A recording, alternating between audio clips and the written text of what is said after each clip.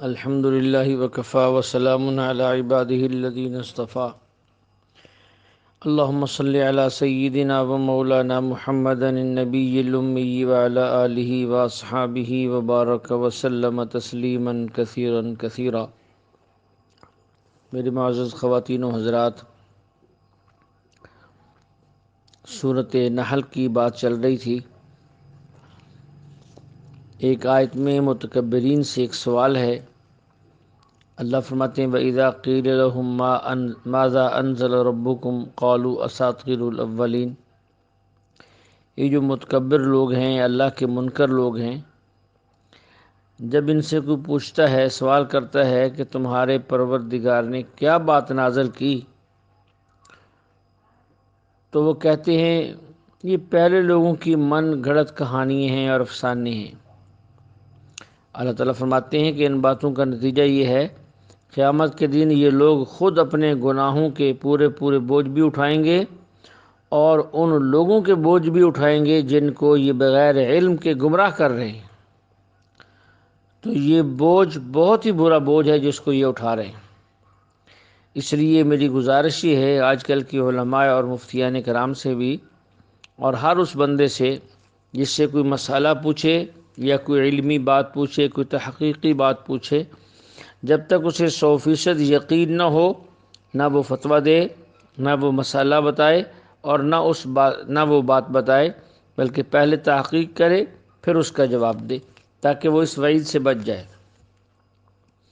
اس کے بعد آگے متقین سے سوال ہے وَإِذَا وَقِيلَ لِلَّذِينَ اتَّقَوْا مَاذَا أَنزَلَ رَبُّكُمْ قَالُوا خَيْرًا لِلَّذِينَ أَحْسَنُوا فِي هَذِهِ الدُّنْيَا حَسَنَةٌ وَلَدَارُ الْآخِرَةِ خَيْرٌ وَلَنِعْمَ دَارُ الْمُتَّقِينَ۔ یہ سوال ان اوپر متکبرین سے، منکرین سے کیا گیا تھا، تو ان کا جواب اور تھا۔ جب یہ نیک لوگوں سے، متقی اور پرہیزگار لوگوں سے پوچھا جاتا کہ تمہارے پروردگار نے کیا نازل کیا، کیا اتارا ہے، تو وہ اپنے تقوی طہارت کی روشنی میں یوں کہتے کہ اللہ نے خیر کی بات اتاری ہے، اللہ نے نفع کی بات اتاری ہے۔ اس لیے پھر آگے اس کے نتیجے کا ذکر ہے کہ ایسے لوگوں کے لیے دنیا میں بھی بہتری ہے اور آخرت کا گھر تو یقیناً اور حقیقتاً ہے ہی متقین اور پرہیزگاروں کے لیے۔ اس کے بعد منکرین کا ایک شبہ تھا، اس کا جواب اللہ دے رہے ہیں اسی صورت میں وَمَا أَرْسَلْنَا مِن قَبْلِكَ إِلَّا رِجَالًا نُوحِي إِلَيْهِمْ فَاسْأَلُوا أَهْلَ الذِّكْرِ إِن كُنتُمْ لَا تَعْلَمُونَ۔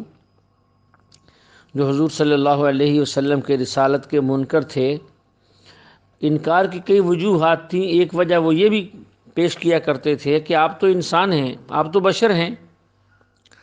ان کا خیال یہ تھا کہ کسی انسان اور بشر کو رسول نہیں ہونا چاہیے، اور رسول تو کسی فرشتے کو بننا چاہیے یا کسی اور جنس کے شخص کو ہونا چاہیے۔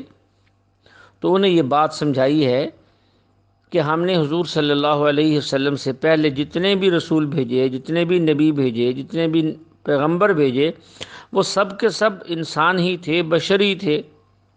اے منکر لوگو، اے کم عقل لوگو، اگر تمہارے پاس علم نہیں ہے اس بات کا تو تم اہل علم سے پوچھ لو، ان لوگوں سے پوچھ لو جن کے پاس پہلی کتابیں موجود ہیں۔ وہ تمہیں بتا دیں گے کہ پہلے انبیاء علیہم السلام جو آئے تھے وہ بھی انسان تھے، یہ بھی انسان تھے۔ اس کا یہ مطلب ہرگز نہیں کہ انسان جو ہے وہ رسول نہیں بن سکتا، بشر جو ہے وہ نبی نہیں بن سکتا۔ اسے اپنی عقل سے مت سوچو، بلکہ اہل علم سے پوچھو۔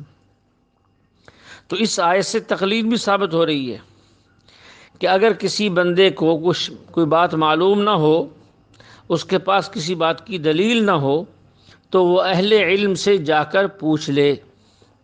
قرآن میں یہ بار بار ہے فَاسْأَلُوا أَهْلَ الذِّكْرِ إِن كُنتُمْ لَا تَعْلَمُونَ۔ تم نہیں جانتے تو جاننے والوں سے پوچھو۔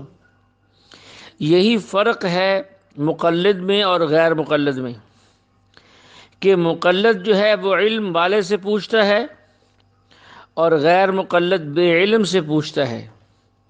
اس لیے علم والے سے پوچھ کے عمل کرنا یہ راہ نجات ہے، اور بے علم سے پوچھ کر عمل کرنا یہ گمراہی کا راستہ ہے۔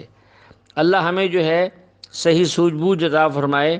جو ہمیں نہیں آتا ہم کسی ماہر جاننے والے سے پوچھیں اور عمل کریں، اس سے انشاءاللہ ہماری دنیا آخر سنور جائے گی۔